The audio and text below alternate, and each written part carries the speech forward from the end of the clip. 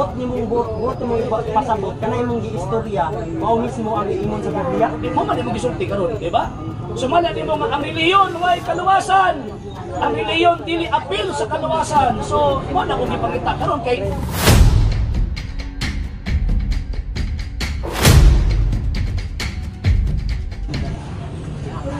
Pwede ba kung may bawaan mo ang kwan? Ay, mga pangalan? Kwan, hunglong ako nga. Unsay reliyon mo? Baptis akong ginasudlan. Is mo nang ingon mo kadungin nga di makaluwas? Niingon ko nga di makaluwas ako. Patimbi na ba nga way pulos ang reliyon? Way pulos ang tawag sa nagkuan. Kay si Kristo ra, nya pagkahuman nagpasa ko pagkaron og pundok nga sumala nimo di makaluwas. Bantog ko na din ha, kay wala ko'y nakita nga nagsupak sila sa Biblia.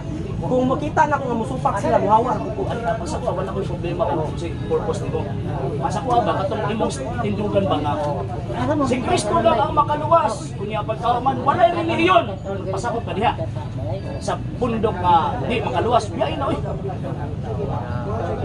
Ubiya lagi ko kung naa sila isupakon sa Biblia. Kaya nakasulat sa Galatians nga kung naay bisag kami o anghel nga mo wali o sukwahi sa Biblia pagasumpaon. So dili gyud ko mosunod anang mga mukontra sa Biblia. Unsa man pong sita sa Biblia kapitulo bersikulo nga ang reliyon walay kalabutan sa kaluwasan. Wala gitong gingon ako tong Roma 19. May babasa letra por letra. Oh, si pagpalyo nga walay reliyon na. Di na to dungagan ang nakasulat kay kung dungagan to nakasulat dungagan imong hampak.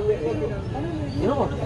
So, unsang sitas, unsang kapitulo, unsang bersikulo, nagtudlo ang mga apostol nga ang reliyon way kalabutan sa kaluwasan. Ang buot nimong pasabot kanay imong giistorya mao mismo ang iimon sa Biblia. Di mo man imong gisulti karon, di ba? Sumala di mo nga ang reliyon way kaluwasan. Ang reliyon dili apil sa kaluwasan. So, mo na kung ipangita karon kay imposible gikuto na gani mong Galacia 1:8 si bisan kinsa nga magtudlo magwali o ebanghelyo nga lahi sa ilang giwali ipatunglo. So basahon mo karon sa Biblia kapitulo bersikulo katong imong ganina nga ang reliyon may kalabutan sa kaluwasan. Sige. Sabon ako nila. Ingon na ako ganina. Kaning Roma 10 bibira gyud ko magkuan. Kumulitok lagi kuno ka sa imong baka nga si Kristo Jesus ang Ginoo. Ug mutuo lang kasi imong kasing-kasing nga ang Ginoo iyahang gibanham si Jesus maluwas ka. Wala man giingon dinhi nga kinahanglan na kay buhaton, kinahanglan na kay apilan nga relihiyon. Kay giingon lang man dinhi, tukon lang nimo sa imong baba, buto kang Jesus, luwas ka na daw. Sumpay daw sa 14 o 15. Makibasa daw ko. Paano ba kay murag wa nimo masabtin ang 19 ba? Sumpay daw sa 14 o 15. Asa nimo makuha ang pulyong sa Dios para motuo ang Kristo? Paliw ko pakibasa. Roma 10. Jis ka na, 14-15. Sumpay lang. Isumpay, kay Nuibe naman yung gibasa. Wala mo tawag ka ng gibadayon, basa ang 14-15. 14 o 15. Paano nga silang magsisitawag doon sa hindi na sinasampalatayanan? At paano silang magsisimpalataya sa kaniya na hindi nila napakinggan? At paano silang mga kikinig na walang tagapangaral? Ito tanong, sinong tagapangaral ang sinasang-ayunan mo at sinasampalatayanan mo nagturo sa iyo na yung relihiyon hindi siya, walang koneksyon siya sa kaligtasan? Anong talata na naman yan? Sige. Anong talata na nagpapatunay na hindi ha? Ang Romans chapter 10 verse 9 manggon, imo ang gihinuga nga mutuo lang ka, pero ang sumpay kinahanglan dawaton nimo ang Kristo. Pinaagi sa pagtuo ni abtong mga magwawali na ipadala. Karon, kanang imong baptis nimo ang tawagan ng mga pastor, kinsa pinagpadala po nila nga mutakdo ito sa mga apostol. Kay para tuuhan nato nga tama ang imong interpretation sa Roma 19 o aron dili ka maigo sa Galacia 1:8 nga tinunglo.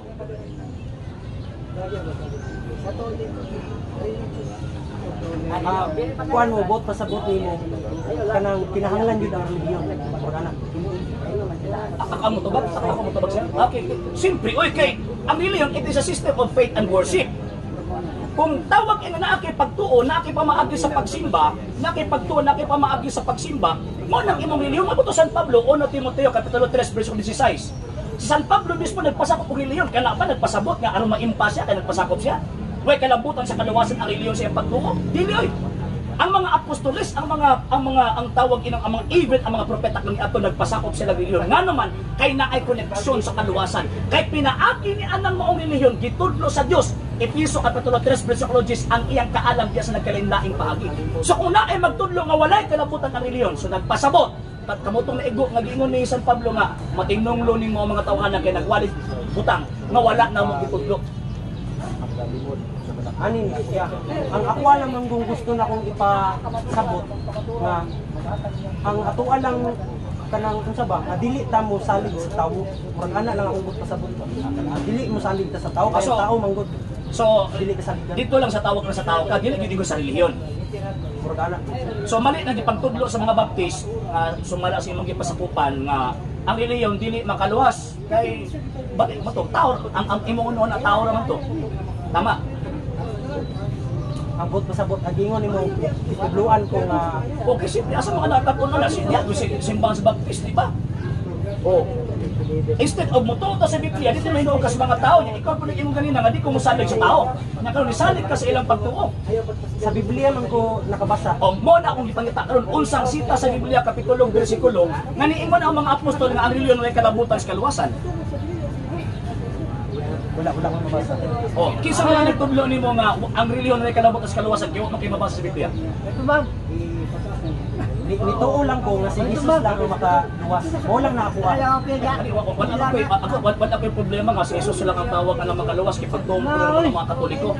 Ang ako pangutan nakatong ingon nimo ba nga wala relihiyon kung kay si Kristo lang. Oo, may problema si Kristo lang. Pero muling ka nga sumala sa Biblia.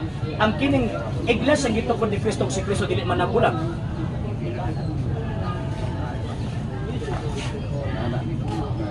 Episo kapitulo 5 verse 23 o Colosas kapitulo 1 versikulo 8. Dili pwede magbuwag sila. Si Jesus dili sapat. Dili. Si Kristo ang iyang iglesia katong matuod niyang simbahan nga iyang gitukod dili gyud na magbuwag.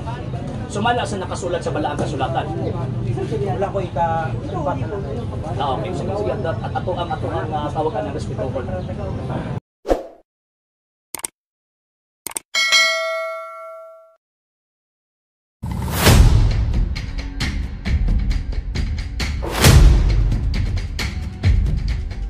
Kinsa kay nagtug-an sa tinuod? Ang ikaupat nga sugo sa Dios nag-ingon sa Exodo 20 bersikulo 8, hinumduman mo ang adlaw nga Sabado ug balaan na kini. Ug ang Catholic record niadtong September 1, 1923 nag-ingon, Sunday is our mark of authority. The church is above the Bible, and this transference of Sabbath observance is proof of that fact. Karon kinsa may imong tuuhan? Ang simbahan o ang pulong sa Ginoo nga mao ang Biblia?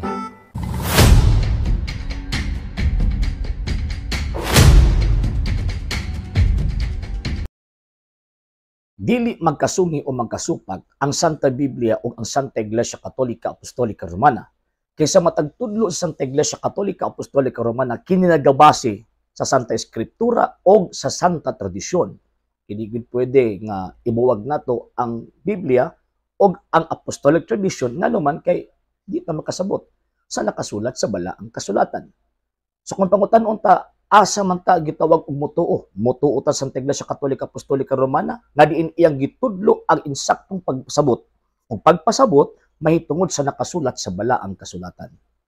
Ang Exodus chapter 20 verse 8 usa ka balaod nga gihatag sa Dios pinakauna didto sa iyang unang katawhan nga mao ang Israel. So ang promulgator of the law ang nagpromulgate sa gitawag og balaod gitagaan nagkatungod gitagaan nag authority ang maong iyang gitagaan sa maong balaod to interpret that law.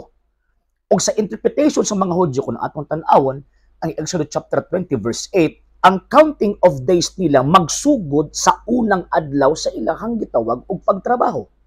Ang mga Hudyo magsugod ang ilang unang adlaw sa pagtrabaho, unang adlaw sa semana nga equivalent sa atuang gitawag og kalendaryo sa Gregorian calendar nga Domingo.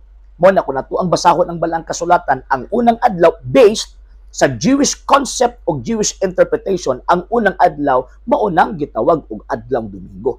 Naturalmente nga ang maong gitawag ikapitong adlaw mutakdo na sa atong kalendaryo og gitawag og Saturday. Kay ang word magud nga Sabado o sa ka-Spanish word na nagpasabot na og day of rest or cessation of work.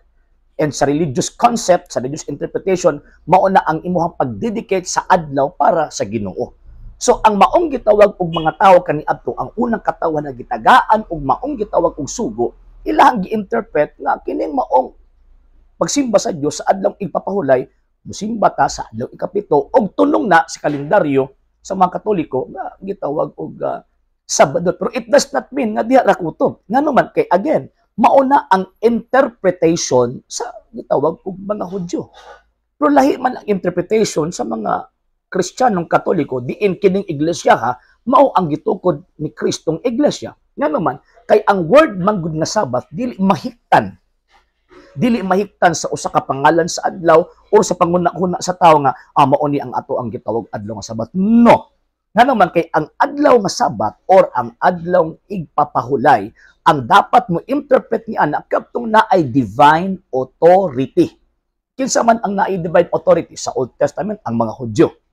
Sa New Testament, ang Santa Iglesia Katolika, Apostolika, Romana. So siya ang mi-interpret, siya ang mihatag official interpretation concerning of that law.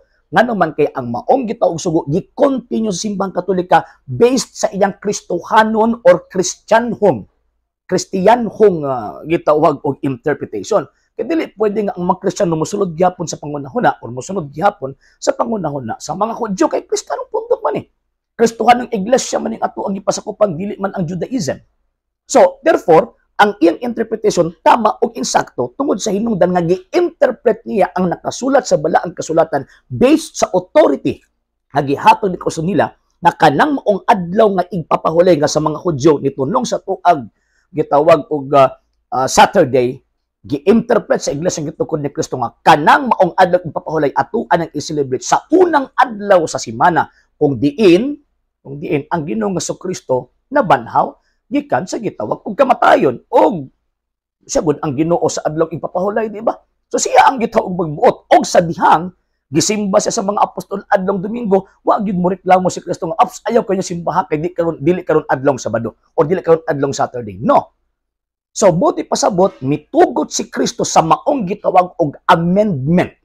Amendment in the sense nga bag-ong community ang ni-implement ni anang maong gitawag og adlaw ipapahulay. Kadtong adlaw ipapahulay pa sa mga Diyo as is man to. Nagpabilin to until now.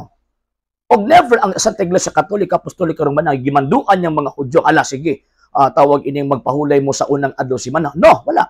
Ngano man kay nagpabilin ka ng kasabutan tali sa mga Hudyo og sa gitawag og sa Dios. Pero ang simbahang Katolika, katawan sa Dios pinaagi ni Ginoong Jesucristo nga mao ang Ginoo sa gitawag og adlaw ipapahulay. So siya ang labaw. Kung siya ang labaw, niya nitahatag siya authority sa iyang simbang to interpret that law. So, ibig sabihin, or sa makatwid, kining maong gitawag og iglesia ha, na ay katungod nga diin mubantay sa sugo sa Dios nga adlaw ipapahulay sa panahon nga diin na ay dakong celebration ang maong iglesia sa pagtamod o pagpakita o pagsimba kang Kristo nga nabanhaw gikan sa gitawag og kamatayon. Ang question, mali ba na? No. Di ka makabasa sa Biblia nga nireklamo ang tawag ang Ginoong Jesucristo. Even ang Dios nireklamo nga tawag ining ayaw mo pagpahulay anang adlaw Domingo tungod kay di na mao ang adlaw ipapahulay. Wala, di ka makabasa, di ka makabasa sa Biblia. Mahitungod ni ana. Og gani ang balaang kasulatan pa mismo nagtingon na kining adlaw Domingo sa Latin Dies Domini, kining adlaw Domingo mauni ang adlaw sa Ginoo. O kisa man ka mamusupak na nakasulat mo na sa balaang kasulatan. So, dili pwede nga maghimo-himo tag interpretation nga ato ra korekta sa mga tao nga nibuto lang ni adtong 1868 sa gitukod lang og mga Amerikano. Di ba?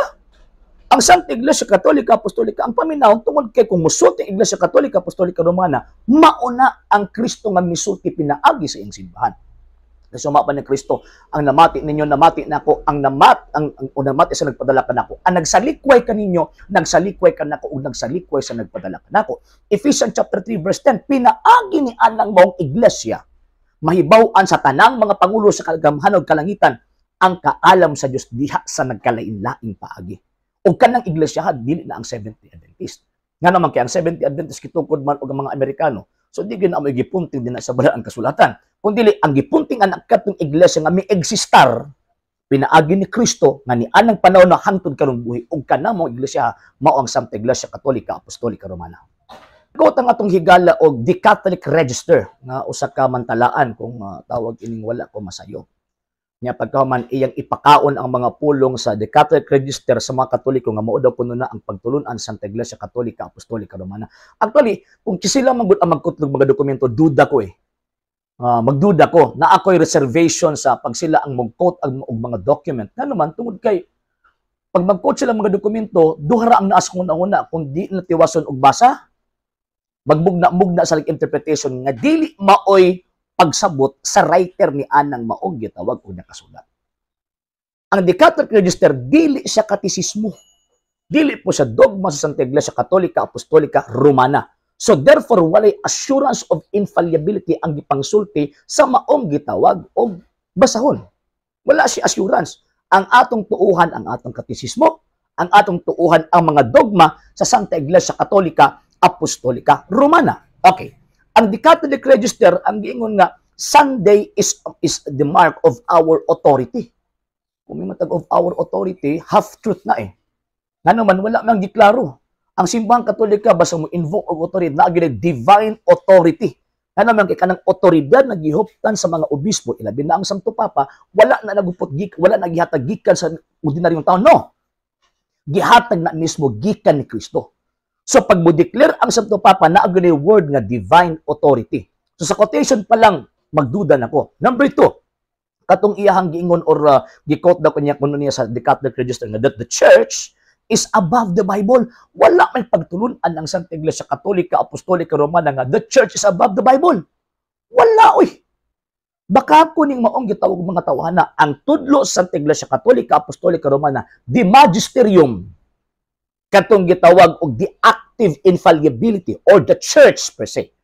The magisterium are the servant or is the servant of the depositum fidei. Ang depositum fidei mauna ang gitawag og Holy Scripture and Apostolic Tradition. Dili pwede mo labaw ang simbahan sa Biblia o tradisyon. Hinunua, servant siya. Hinunua, usa siya kaalagad ni ining maong depositum fidei. Siya ang mo-interpret sa nakasulat sa Biblia o sa gitawag og tradisyon. Diha pa lang sa pag-quote sa dokumento, usa na ka pag-quote og bitong mga bakakon na klase nga mga tao, nga naman nag-quote sila mga butang nga dili insakto sa tudlo Santa Iglesia Katolika Apostolika Romana. And remember, sa balaang kasulatan ang yawa ra ang mangingilad. Ang yawa ra ang amahan sa gitawag og bakak. Ug nagtuo ko, ang kining maong gitawag og pastuya. Anak ni demonyo. Nga naman tungod sinong nagkut-kut og libro niya, nagtuo siguro sila nga tanang Katoliko inosente og ignorante sa pagtulon sa Iglesia Katolika. No. Na ay buhing katisismo gitudlo ang simbahang Katolika. Na ay gitawag og mga libro, katisismo, dogma sa Iglesia Katolika concerning sa infallibility simbahang Katolika. Na klaro nga ang magisterium, ang simbahan dili mo labaw sa depositum fidei nga naa din ang balaang kasulatan or Biblia na kung baga. Nya asa man sa nakakuha ana kanang the church is above the Bible? No. Nya may mga nag-transfer sa mga Katoliko, normal naman lang nga i-amend gyud na nga tawag ining balaod katong butang nga pwedeng ma-amend. Dili pwedeng ma-amend kadtong esensya sa pagpahulay sa gitawag og adlaw or pagpahulay kung diin maghatod og pagsimba sa Dios. Dili na siya ma-amend kay obligasyon na sa mga tao sa iyahang magbubuhat. Pero kanang adlaw gipuntingan ma-amend na nganuman kay kanang adlaw gipili nga ikapito sa Old Testament mao na ang kasabutan tali sa Dios ug sa Israelita. Ya dili man ta Israelita. Wala man tay dugo sa gitawag og mga Hudyo. So ano dito man ta mosunod? So ang esensya ni anang maong gipapahulay mao nang gi-interpret sa simbahang Katolika nga diin kinahanglan tang mopahulay sa sala. Kinahanglan tang mulikay sa sala pinaagi sa pagdawat ng Kristo nga midaog sa kamatayon o midaog sa sala ni anang adlaw, adlawng Domingo. Nakita mga Katoliko adlawng Domingo dili adlawng Sabado kay di man ta mga Hudyo. Di ba kining atong mga amigo nga mga pikit nga mga Sabadista sige kutlo-kutlo og tawag adlaw ipapauloy niya wa sila koneksyon sa balaang kasulatan o labi na kanang gisugo sa balaang kasulatan nga magpahulay kag adlaw ikapito. At the same time, ang ilang pagpahulay, dili man mao ang pagpahulay sa nakasulat sa balaang kasulatan. Ang sa mga Hudyo, pag magpahulay sila, mag-offer sila og mga sakripisyo. Eh sa ila, na sila gi-offer nga sakripisyo. Sa man ilang gihimo sa ilang adlaw ipapahulay, mag-concert dito, magkanta-kanta sa tubangan na intermission number. O di na.